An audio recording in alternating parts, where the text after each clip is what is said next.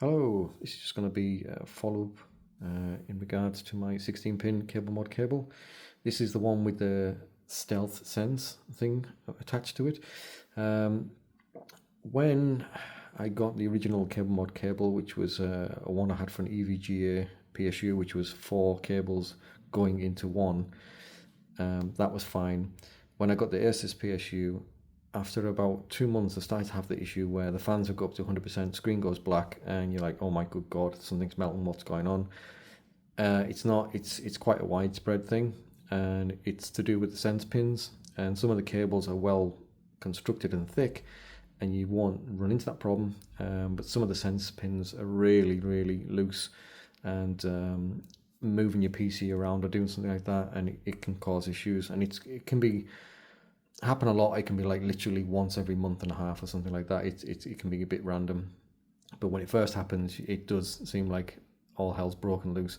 But then I noticed a couple of months ago that Cablemod seemed to have noticed that this happening a lot. So they have what they class as a stealth sense cable, where they found a way of kind of bypassing some of these sense pins.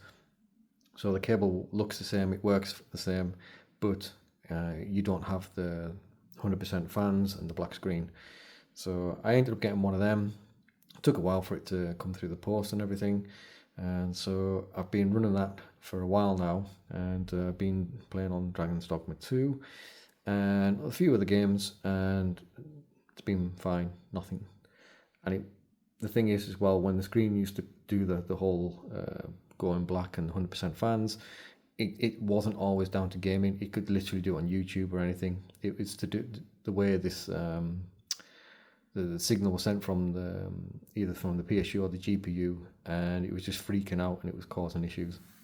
So they've actually made this cable to get around that.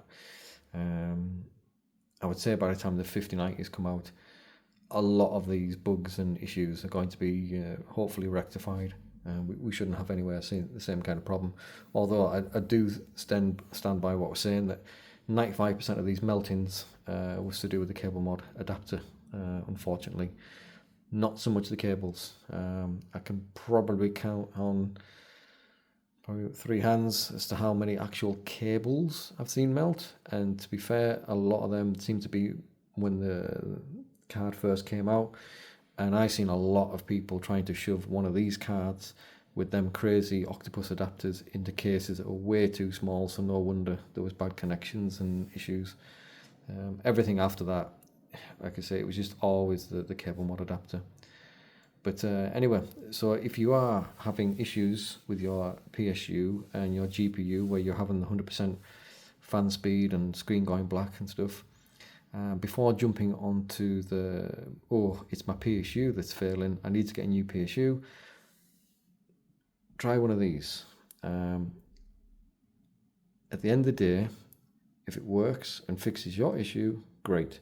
If it doesn't, you can still use it in your next PSU that you are going to replace it with. So you're not losing out too much there. But I've seen literally hundreds of people now with these saying that it fixed the issue. And it has fixed it for me as well. There's been no problem since swapping to this one.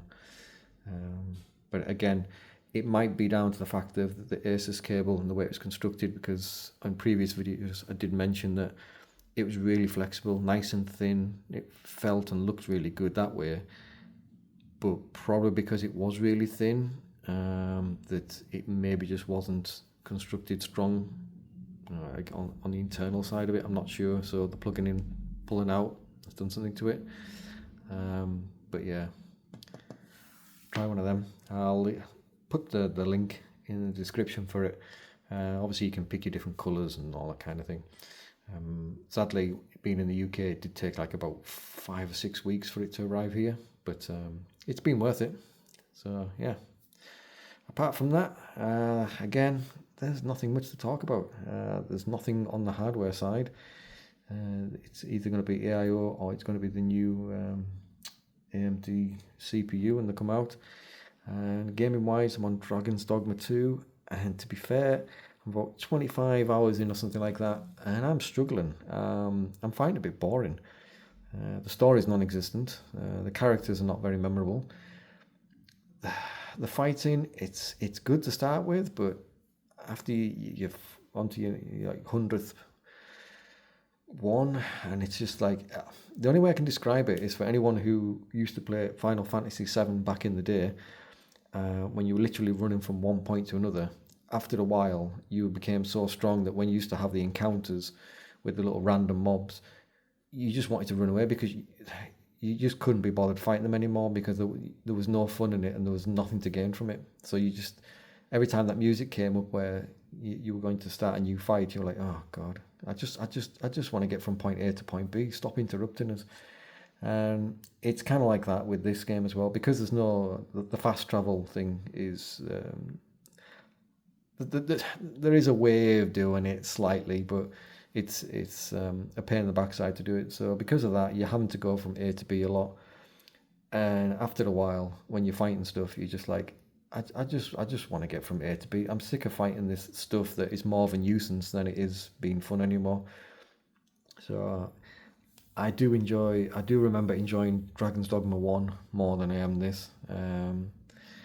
So yeah, but there is a game coming out which I did put off because there was no controller use for it, and that was V Rising, which is the vampire one. It's been on the PC for a couple of years now, and it looks like the kind of game that I'm into, but I'm not into the mouse and keyboard anymore. Age is catching up to me. I prefer more the controller, but the controller thing was out the window. But now it's getting released on the consoles. I think you're looking at the beginning of May, and because it's getting released on the consoles, they're actually releasing obviously software side so that controllers will work on the PC correctly as well. So that will be probably the next game I'm going to be playing. Like I say, it's a couple of years old, and it's good for the RPG when you look at its style and design. But I like the whole vampire thing. So on the nighttime, you're powerful. Daytime, you got to go from shadow to shadow and your weak point. But anyway, right, bye.